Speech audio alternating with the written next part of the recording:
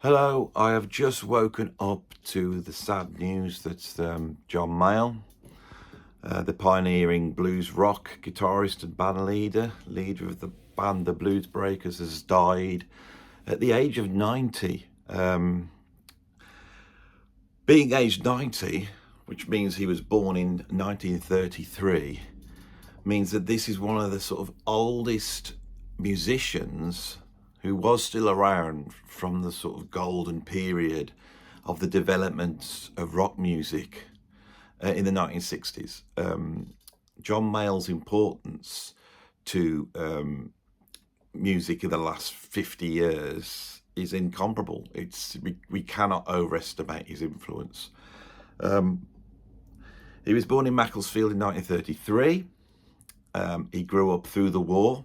He's an older generation than everyone else that was sort of the architects of rock music. He was a little bit older, same era as Alexis Corner, another British musician that got enthralled with American music. As he grew up, and who knows why, but he had an attraction towards musicians like Led Belly and Eddie Lang, Albert Hammond's, a whole bunch of blues and jazz players as well.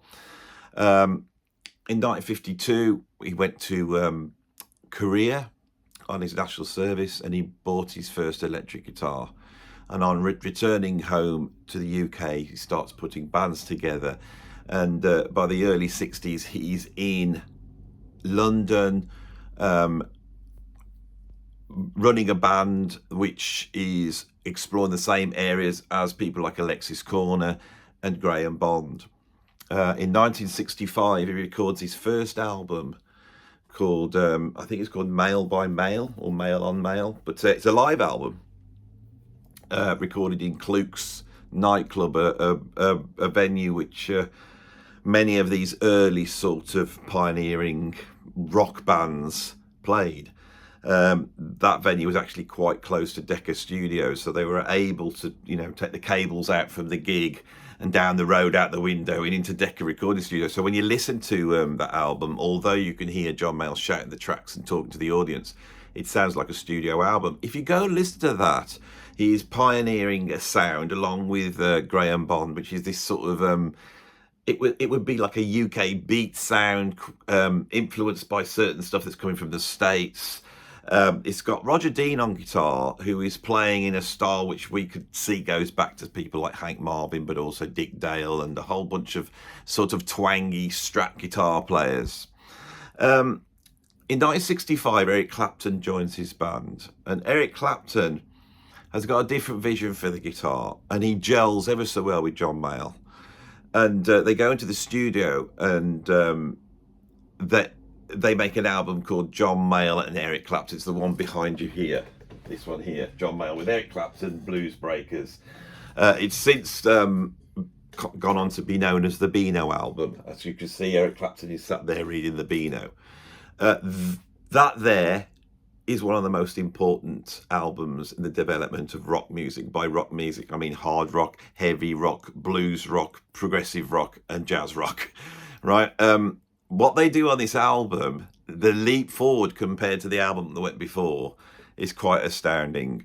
It's not just Eric Clapton. It's not just the fact that Eric Clapton's overdriven his guitar and he's playing like riffs and like singing guitar solos. You start to hear you do hear completely the idea of the sort of British blues boom, all embodied on this album. The bands that could have come out of this group are going to be very numerous. Clapton's going to leave pretty soon and form Cream. John McVie, who's on bass on this album, is going to leave and form Fleetwood Mac, bringing in the guitarist that's going to replace Eric Clapton in this band, Peter Green, another one of the great British, blues rock guitar players. When Peter Green goes to join Fleetwood Mac, he then brings Mick Taylor, another great British blues guitarist, who then goes on to go into the Rolling Stones. He brings in John Heisman at one point, who goes on to form Colosseum, one of the pioneering jazz rock and fusion bands. It just goes on and on. This is the turning point for me, where if we call it pop music or rock and roll, goes from being twee to being heavy. It happens here. And John Mayall needs to go down in history because he's the architect of it. And he was the guy able to put this incredible band together that were able to, really provide the blue point of Led Zeppelin, Free, Deep Purple, Black Sabbath, everybody basically, John Mayall was an inveterate gigger. I can't think of anybody that toured as long as he did. He probably did 60 years of hard touring.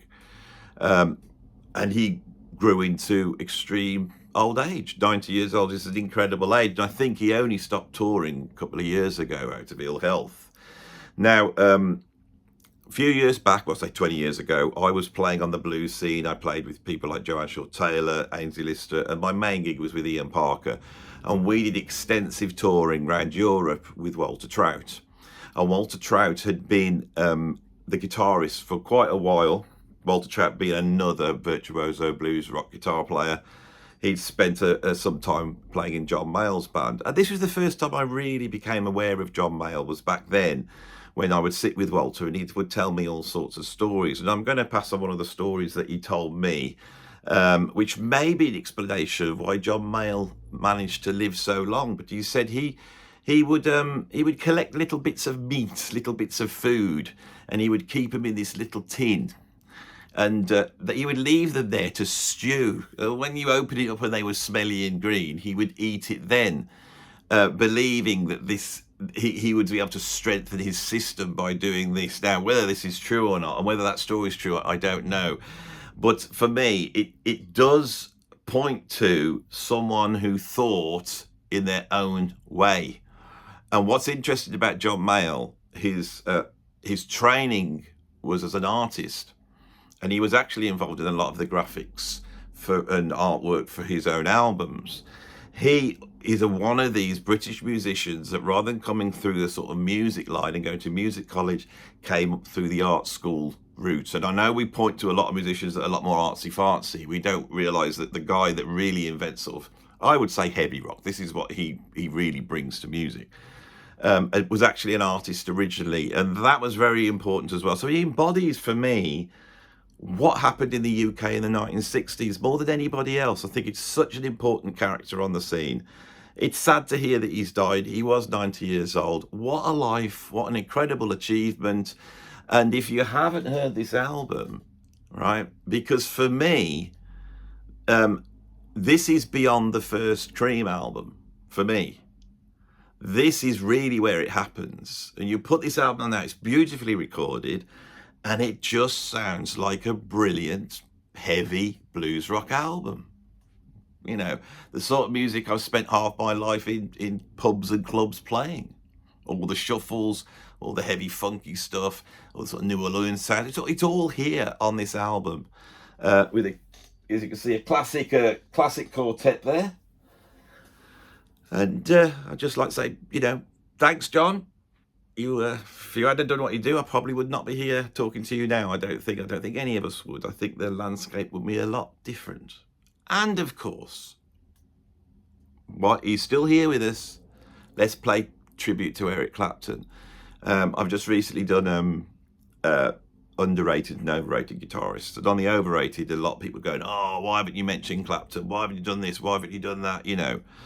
And yes, for sure, in the 1970s, addled with drugs, he did take a sort of less creative path, maybe a middle of the road path. In the 1980s, he sort of became a sort of 80s pop star, sort of like Phil Collins, where I think he was selling more albums because of his voice than his guitar playing. But I think that it's like in those 2 or 3 years, Clapton did what Hendrix did. And it's equivalent. And I will never say that Eric Clapton's overrated. His achievement and what he did for guitar playing on this album is probably, in terms of rock music, unsurpassable. Okay? Eric's got an incredible touch on guitar. He's got a beautiful time. I did a gig with Eric Clapton supporting him And I managed to sort of climb back to the stage and just I sat there and listened to it. And I wasn't an Eric Clapton fan up until then. I would have said the same thing anyone else is here. But just sit watching him play from about 6 foot away and just hear his actual amp sound. And I just sat there and went, my God, this is just perfection. This is absolute beautiful guitar playing, completely under control, with actually a wealth of knowledge behind it. But Eric is a blues guitarist fundamentally, so that's the way he's expressing himself. But you knew he could handle himself, and his technique was incredible. So much control. So anyway, that's been my tribute to John Mayall. If you like the video, please like it. If you want to see some more of my videos, subscribe, and let's say a big thank you to another of the legends that has passed on to the next realm.